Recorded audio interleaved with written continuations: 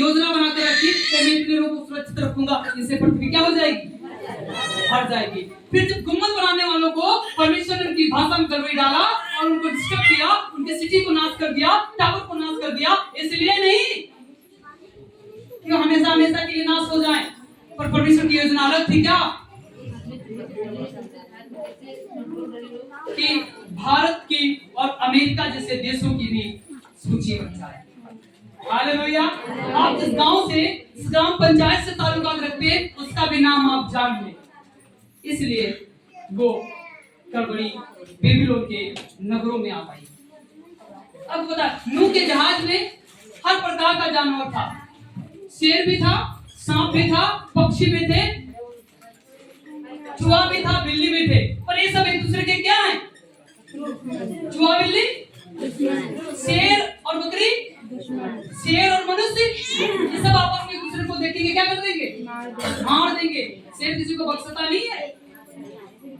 पर कल्पना करिए परमेश्वर कितना सहनशील रहा, कितना धीरता के साथ में योजना को बनाया, एक जहाज में सबको रख लिया और किसी को कोई नहीं खाया, किसी को कोई नहीं। आपको पता है इसी धरती पर सांप रहता है, शेर रहता है, चीता रहता है, तमाम हानिकारक जानवर और मनुष्य भी रहता है, पर इन सबको कौन समेट रहा है, कौन समेट रहा है, परमेश्वर। परमेश्वर इनको समेट रहा है, जिसने सृष्टि बनाई है, इस पृथ्वी के द्वारा परमेश्वर सबको अधिकार में रखे है। चूहा को बिल्ली पाल क्या करेगी, खा डालेगी, बकरी को भेड़िया पाता क्या करेगा, खा डालेगा, पर इस सबके दरमियान भी परमेश्वर इनको क्या करके होल्ड करके रखा है, पकड़ के रखा है कि इनमें कुछ नहीं हो सकता। एक खिलाफत जरूर है, पर परमेश्वर का कंट्रोल है। मैं कहना चाहता हूँ, आप जिस परिवार में रहते हैं वहाँ पे परमेश्वर का कंट्रोल रहता है, परमेश्वर का नियंत्रण रहता है। जिस पति पत्नी के बीच में परमेश्वर होता है, वहाँ पे परमेश्वर का कंट्रोल, सबको नियंत्रण होता है। अगर आप नियंत्रण लाना चाहते हैं, आप यीशु मसीह से प्रार्थना करें। परमेश्वर चाहता था इसलिए इनको बिखेर दे, ताकि ये पृथ्वी पर क्या हो जाए, क्या हो जाए, भर जाए। अगली बात, मनुष्य से कुछ नहीं हो सकता, पर परमेश्वर से सब कुछ हो सकता। परमेश्वर से मनुष्य से कुछ नहीं हो सकता, पर परमेश्वर से सब कुछ हो सकता। लागूकरण क्या, सुनिएगा गौर से, आप इसको अपने तरीके से कैसे देखते हैं। आपको चाहिए कि कभी भी घमंड नहीं करना, आपको चाहिए कभी भी घमंड ना करें। अगला आपके लिए लागूकरण क्या है, आपको सदैव इस बात को याद करना चाहिए कि परमेश्वर सुप्रीम है। सुप्रीम का मतलब है इससे बढ़कर कुछ नहीं, इससे बढ़कर कुछ नहीं।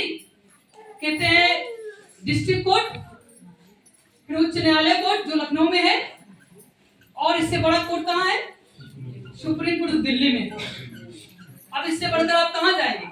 इसका मतलब है सुप्रीम का मतलब होता है सर्वश्रेष्ठ और सर्वोत्तम और सर्वव्यापी और संप्रभुता करने वाला परमेश्वर, वो सुप्रीम गॉड है, संप्रभुता करने वाला परमेश्वर है। यस, परमेश्वर सुपर पावर है ना, सबसे प्रभावशाली, सबसे बलशाली परमेश्वर है। हालेलुया।